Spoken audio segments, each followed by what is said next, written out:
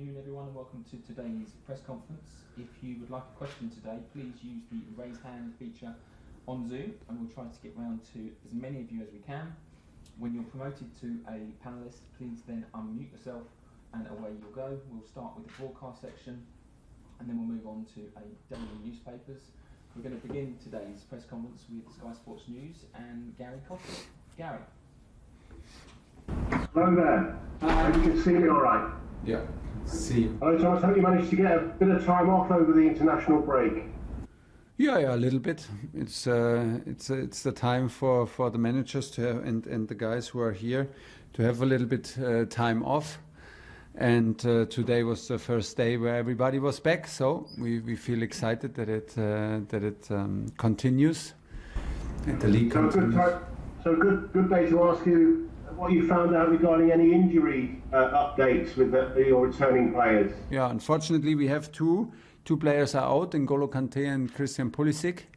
They came back both injured. Well, N'Golo got injured in the Liverpool game and still suffers a little bit. We're trying maybe to answer already the next question from you. We try with N'Golo for Tuesday. This looks pretty good, and for Christian, unfortunately, he came yesterday on crutches, and yeah, we have a ankle injury with about 10 days. And Romelu was suggesting that he might have suffered some kind of thigh problem with Belgium. No, not at all. I don't know, maybe he had some problems, but he came back yesterday, trained yesterday. He came back 2 days ago. Yesterday he trained with us. Today he trained full, no problems at all. Has football gone mad with this situation with Thiago? Yeah, with not only with Thiago, but with the situation, yeah. Maybe not football, but the world itself is not. It's not the same with traveling and travel restrictions. If you try to go in a national break, myself home to my country, or I bring people like my family over, it's not the same anymore. It gets more and more complicated. Yeah, of course, the clubs want their players to play, the national teams as well.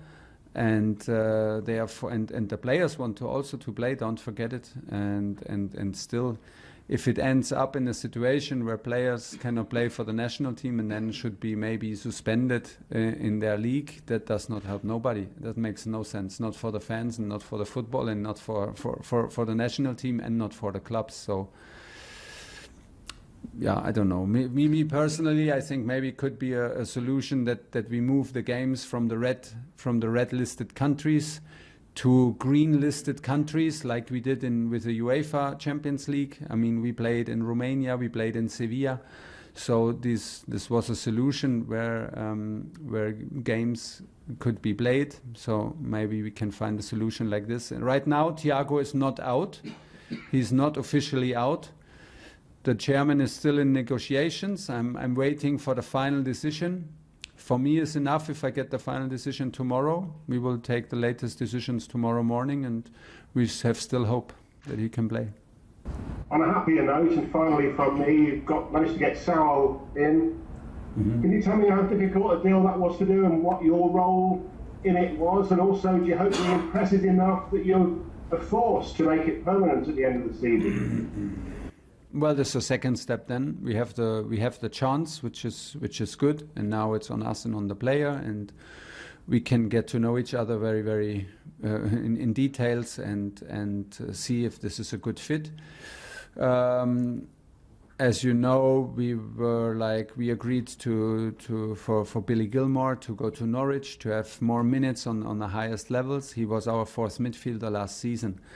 Now with the COVID situation, since a long time, and the Euros and the Copa America, I personally was a bit concerned to go into the season with only Jorginho, Matteo and N'Golo. Not because of lack of quality or character. I'm the happiest coach that I can be. To have these three guys, but in terms of it is a bit unpredictable. We have a Club World Cup to play. in December. There are many games to come, and nobody knows exactly. And once, I mean, most of the time, normally 2 of the 3 guys always play. Once you have one injured, once you have one suspended, you already are in danger to overload players. So when we were looking, not desperately, but we were looking for alternatives, and Saul is on the radar from Chelsea many years. I know the player since many years. I was fighting in some other clubs for the players. It was never possible. So when the situation was in the very end that it is possible to have a loan, we were excited about it. I think he's exactly the type of profile that we can need to also give Jorginho and N'Golo sometimes the break they need. He is a good fit with Matteo, with Jorgi and N'Golo. He has the ability to very strategic player. Has a good passing ability. He has a lot of volume. I think is a good fit when he comes from a tough club, and that's why I'm absolutely happy. We have not the biggest squad in terms of numbers. We can just feel it now when we miss like 2 players. We already end up in thinking about who is in the squad tomorrow, who makes it in the 18. But we have a strong squad in terms of quality and character, and I'm very happy that Saul is now a big part of it. Moose, talk sport. Thanks, Adrian. I've just got 3 questions, Thomas, if that's okay. The first one about Thiago. If he hadn't gone like he hadn't, then there's a chance that FIFA could rule him out of the game. And you say your chairman is still talking about it. But if he had gone, you'd have to quarantine until he missed the game. So you were in a no-win situation, really, regardless, which I don't understand how the governing body of world football could put a football club like Chelsea in that position over a key player. Yeah. I don't understand it, and it makes no sense from which sides you look at it, because now, did it make sense for the Brazilian national team? No, they didn't have the player. Does it make sense for us? No, because now we are in danger that he maybe cannot play the next 2 matches because of a ban. If we would have sent him, he would be out for 10 days in a hotel room, not able to train, which I can understand. And because it's in the moment these are the travel restrictions, so there is nothing to deal about it and to go around it, and nobody wants that.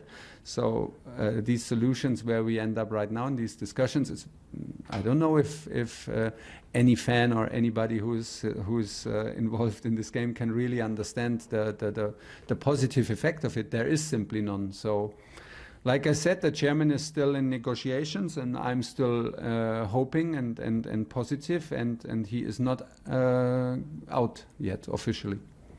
So off the back of that, where do you stand on having a World Cup every 2 years, where you've got to release your players even more to go and play international football? I just read some headlines. I don't even know about the idea behind, and before I comment on it, I would love to give everybody the chance to explain how and why. I think in the moment it's very hard for every club to accept after Euros, after Copa America, so quickly these international breaks with 3 matches for the players. It's very hard to accept, because in the end people want to see the top players on the pitch. If we increase only the games and the games and the games, that will not happen in the end, that we see always top performances. So that is not for the benefit of the game. I'm worried more about the actual situation than about maybe a revolution in terms of a World Cup every 2 years. If the idea is well thought through and they can and let's maybe they did already present and I didn't hear it, but I have not yet made my mind up about this. Finally, before he got into Chelsea first team, Mason Mount went on loan, had a year in Holland with Vitesse Arnhem, and quite a lot of young English players. Jude Bellingham is currently on loan in Germany. Yeah. We've seen other players like Jadon Sancho obviously go to Borussia Dortmund. And I'm just wondering what it is, especially about the Bundesliga, which is a good grounding, a good teaching ground for young English players to go and learn how to play football, and then come back and be superstars maybe within the English national team. But Vitesse is not Bundesliga. Yeah, but the others. Yeah. A lot of young players go to Bundesliga, and why is a good question. I mean, they see their chances. The league is very well structured, is very organized. They are brave enough to let the young players play.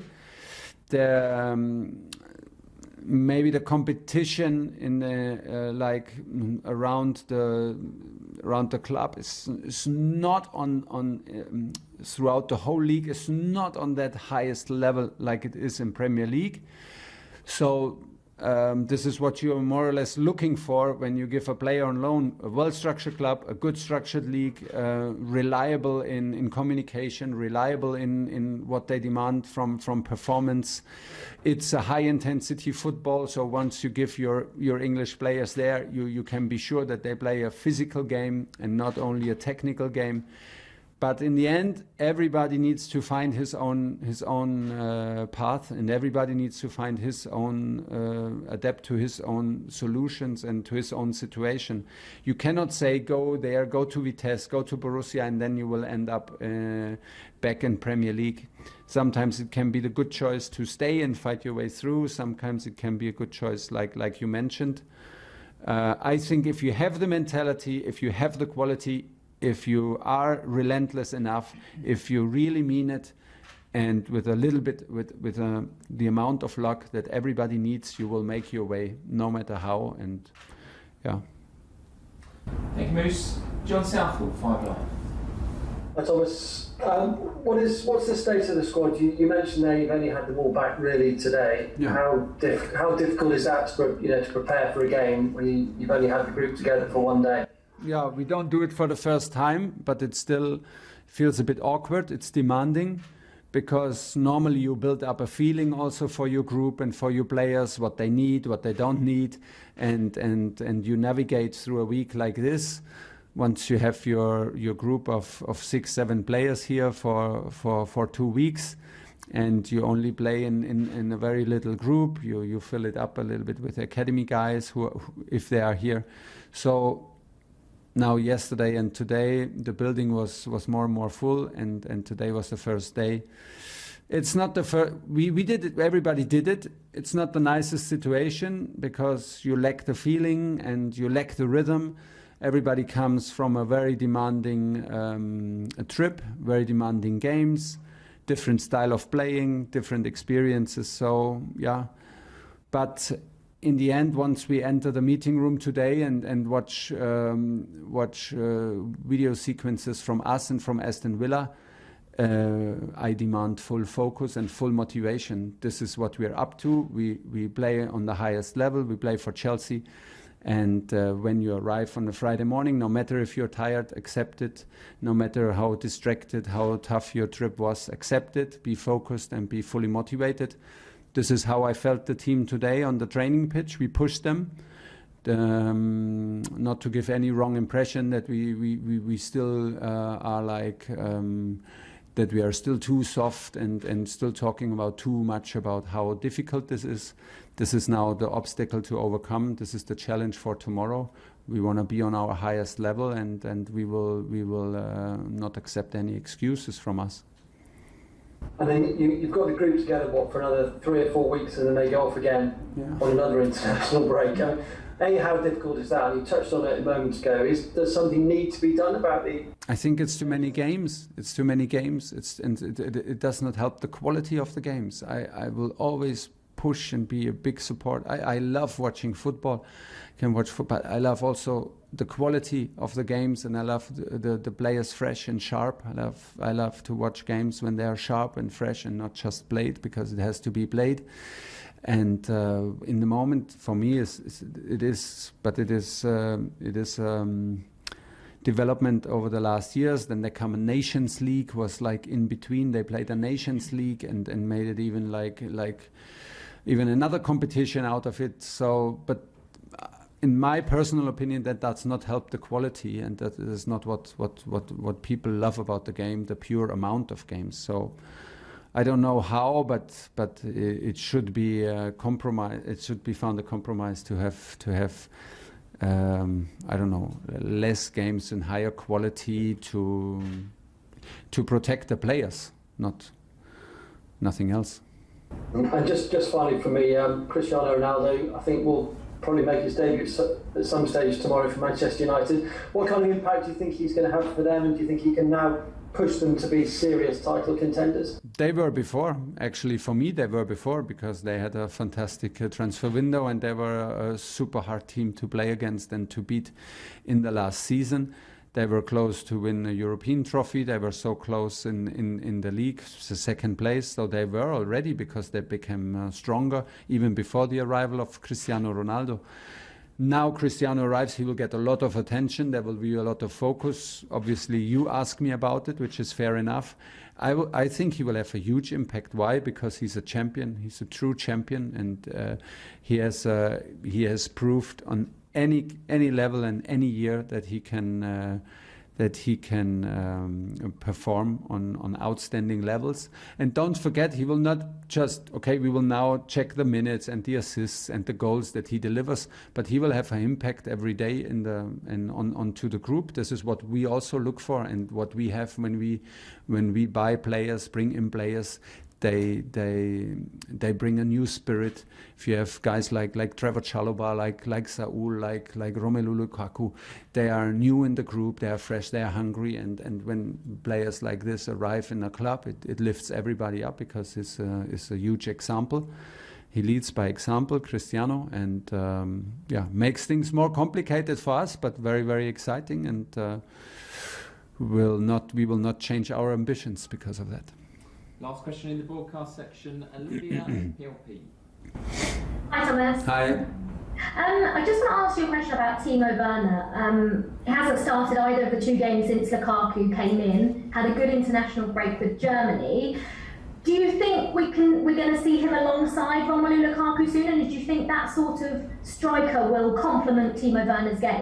Yeah, absolutely. Yes to all your questions. I am sure that we will find games and solutions where we play with both of them. I think we did already and play with double strikers, and Timo and Romelu can be a good fit together. Timo loves to play around a reference up front, and Romelu is clearly our reference up front if he plays alone as a double striker, a tall and physical player. So, but the most important is that he finds his rhythm, finds his confidence, finds his joy, and makes his point and makes his way into the team. That the players are in charge to take their position, to fight for their position, and once they have it, to not give it away. And that's where we are. We are very happy that he scored. We're very happy that he played. And from here on we go. We have, like I said, a squad where we are not too many players, but we have players with high quality and high ambition. And Timo is clearly a guy that we count on, and that is absolutely necessary that we have him on high level. Then he can be decisive for us. Thank you very much. Okay, that's the end.